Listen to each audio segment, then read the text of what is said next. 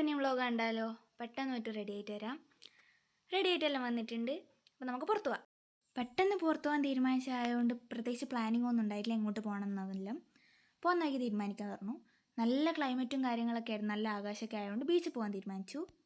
പിന്നെ അവിടെ എത്തിക്കഴിഞ്ഞാൽ നമ്മൾ കുറച്ച് വീഡിയോസും കാര്യങ്ങളും എടുക്കൽ, നമുക്ക് മൊമെൻറ്റ്സ് ക്യാപ്ചർ ചെയ്യാൻ ഭയങ്കര ഇഷ്ടമാണ്. പിന്നെ കുറച്ച് റീൽസിനൊക്കെ വേണ്ടിയിട്ടുള്ളതൊക്കെ ഷൂട്ട് ചെയ്തു.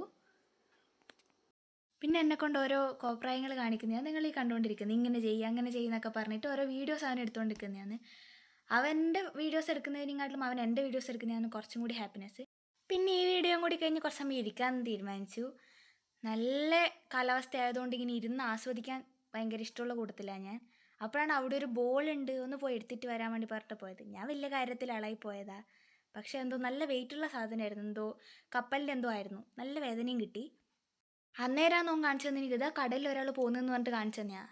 നമ്മൾ വിചാരിച്ചു എന്തോ കുരുത്തക്കേട് കാണിച്ചുകൊണ്ടിരിക്കുന്നതാണ്. പക്ഷെ അങ്ങനെയല്ല, എന്തോ വല വിരിക്കുന്നതോ അങ്ങനെ എന്തോന്ന്, എന്താണെന്ന് കറക്റ്റായിട്ട് എനിക്ക് അറിയില്ല. അതൊക്കെ കണ്ടു കുറച്ച് സമയം അവിടെ ഇരുന്നു.